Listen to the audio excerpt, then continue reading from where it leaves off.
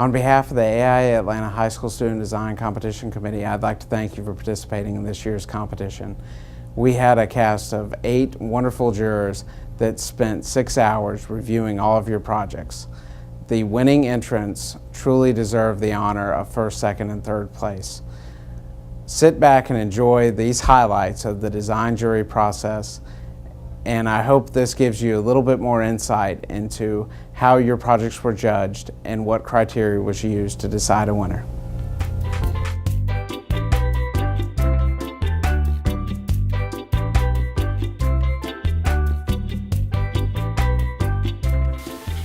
Each student this year was asked to design an emergency shelter for a hot and humid climate. They were to assume that their client, a well-known international relief agency, would be expecting to deploy these units up to 10 times. Naturally, the agency has put a premium on durability, which is to say, a design solution that will withstand the rigors of shipment. There was also a need to provide for alternative energy and for water resources that could be gathered on site and stored on site. In addition, the students were required to understand many of the very urgent needs of disaster victims: safety, food storage, a return to social cohesion. And they would have to understand that people would be housed in these units for many, many months.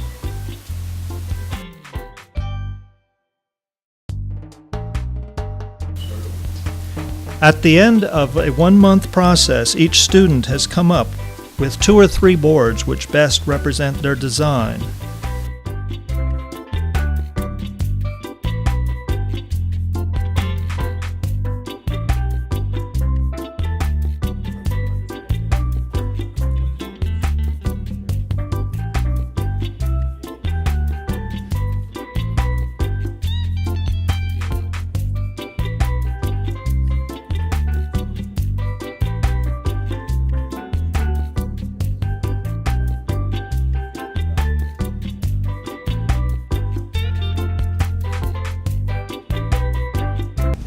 One thing that I loved in all the entries that we saw is a sense of design imagination.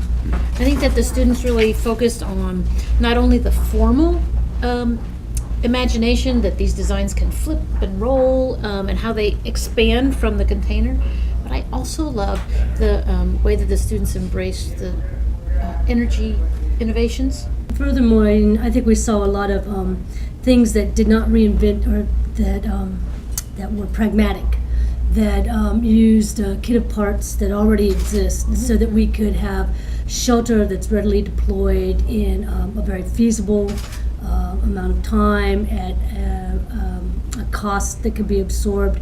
And I think that probably many of the students who participated in this have had such a heightened sense of disaster and catastrophe over this past few years that while innovative with many of these ideas, a lot of them are using ready-made things, such as the idea of a camper that could pop out but be more useful, more functional, to be expeditious in getting service to people immediately in a relief, in a disaster relief effort. I think that it has been wonderful for me to see the students really learning through making. It's not as if they had an idea in their head that they then draw or present, but that through many of these projects where there's wonderful conceptual sketches, hand-drawn, where they're working out diagrams and systems of things, are absolutely wonderful. So what I've been impressed with is seeing students start with hand drawings that are quick and fast, and then moving into elevation studies, models. Looks like they're going back and forth between models and drawings a lot. Some students that have access to great computer programs and are very proficient at those, do some beautiful renderings. But I love this one scheme over here too, where it is completely hand-drawn, yet it's filled with drawings that are very small, very large, axonometric, 2-dimensional, 3-dimensional, and I just love that students are taking everything within their reach and working to imagine new possibilities through making.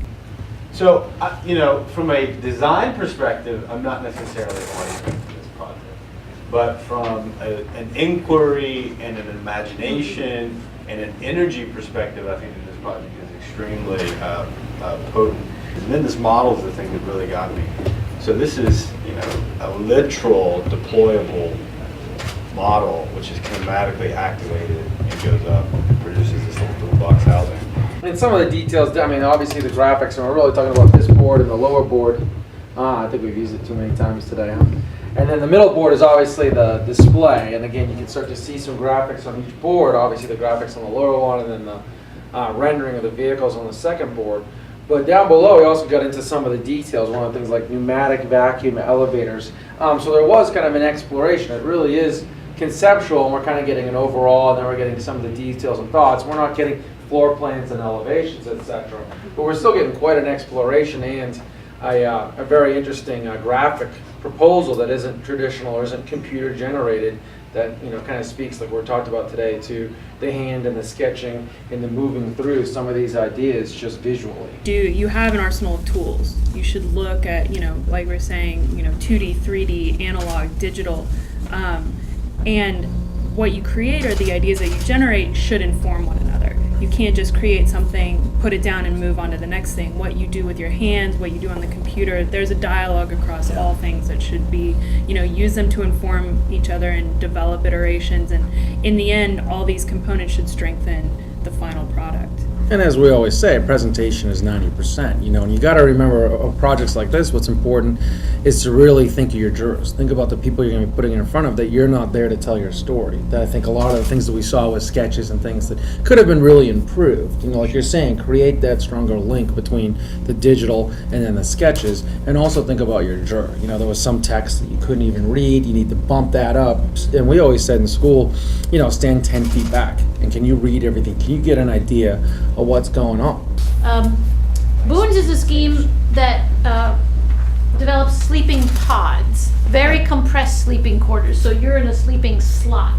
The student does this in order, in the plan you can see, in order that when the crate is shipped, all of these are pushed into the space, and then once it's deployed, they come back out. It was very important for this student to develop a handicap accessible space.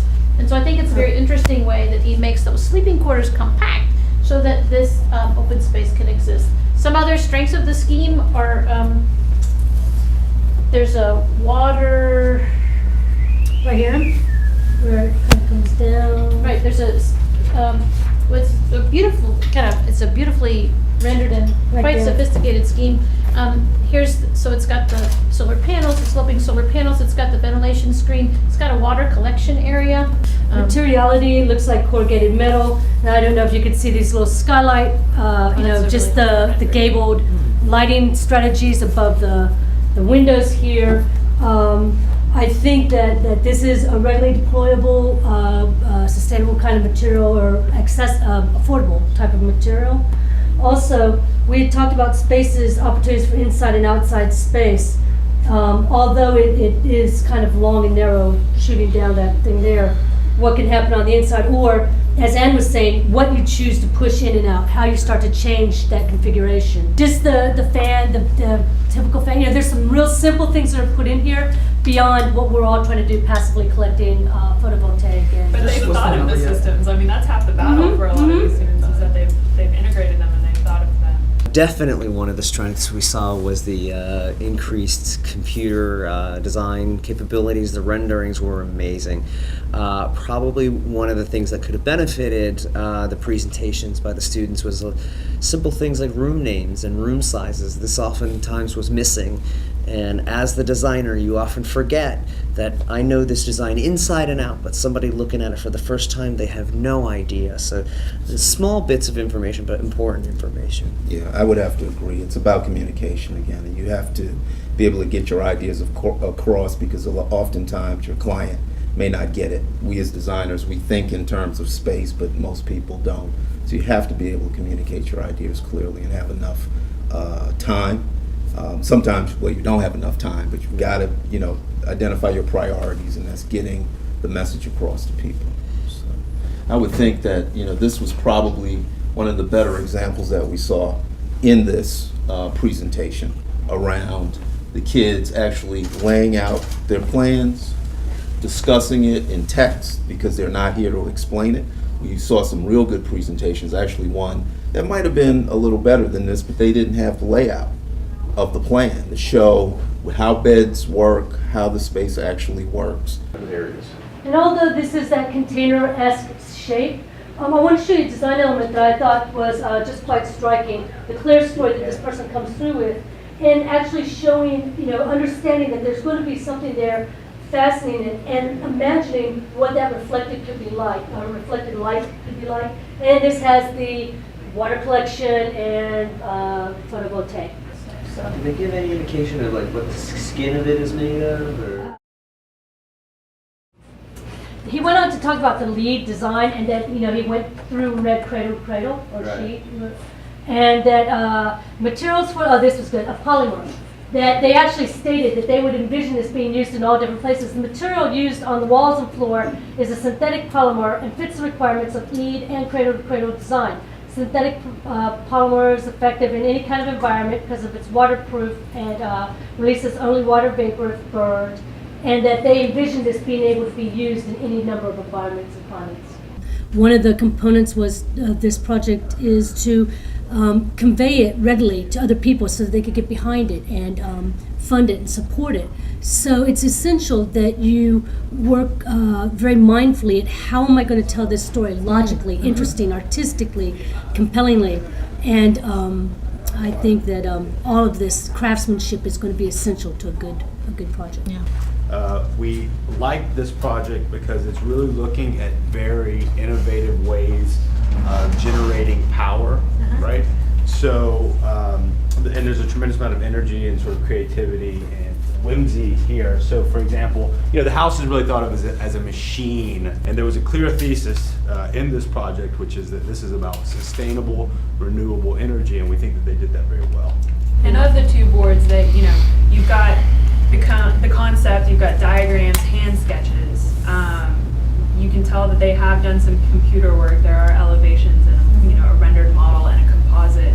So once again, they actually, when you break down all that they did, there's a large scale on those two boards. If you think about it, it's, when you go to IKEA or Target and you get the piece of furniture in a box and they have instructions in 37 languages, that's what you're making, is instructions to help somebody put something together that they've never seen before and to tell them how to do it as quickly as possible. So this, again, like you had pointed out, was very effective in all of its different methods of communicating what it needed to communicate.